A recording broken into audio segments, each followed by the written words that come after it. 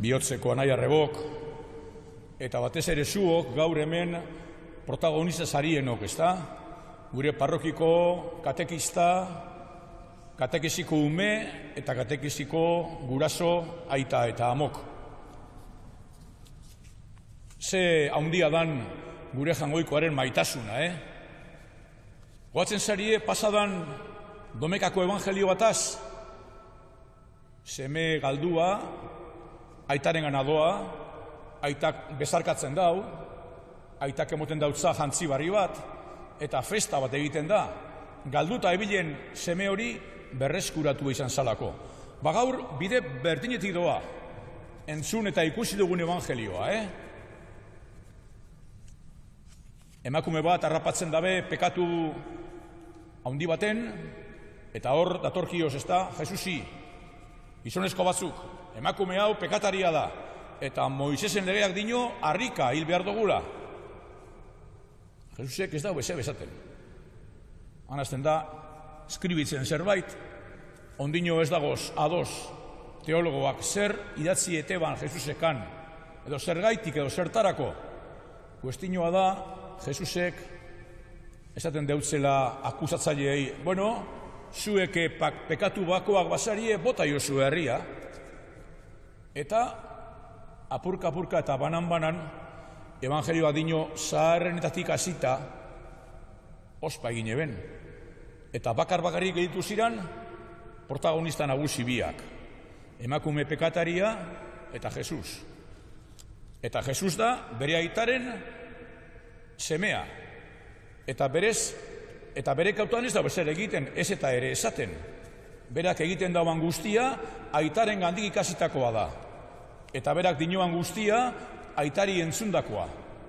Eta bere aita Jangoikoa errukizua danez, berak ere hori dinoza, ez da, nun dago zure kondenatzaileak? Ez dagoz, ez da?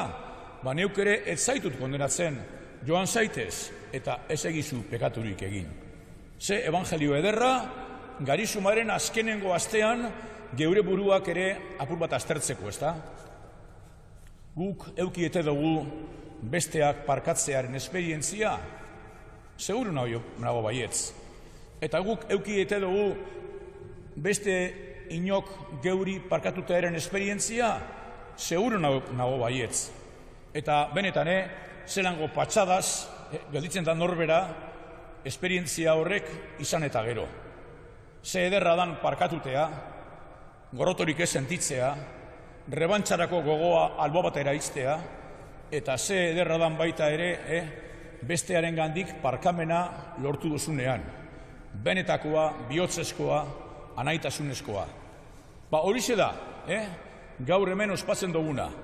Jangoikoak maite gaituala, Jangoikoak parkatzen gaituala, Jangoikoaren haunditasuna eta errukia, geure pekatu guztiak baino haundiagoa eta indartsuagoa dela.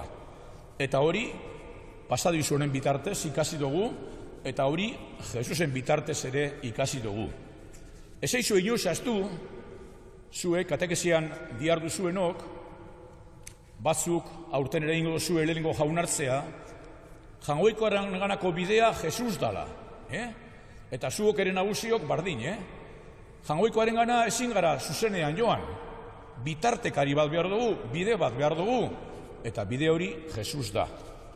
Mendi baten gailurrera ezin gara zuzenean heldu, bide bat behar dugu, eta bide hori batzutan bide zidorra da, beste batzuen aldatz gorakoa, beste batzuetan bide leuna, baina azken baten tontorrera iristeko bidetik jarraitu behar, Jangoikoa ondo ulertzeko eta batez ere Jangoikoa maitatzeko, Jesusen gandik ikasi behar hori zelan egin.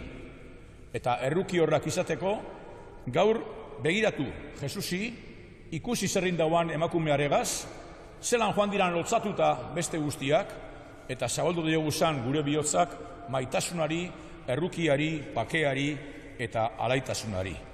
Alan izan dedila.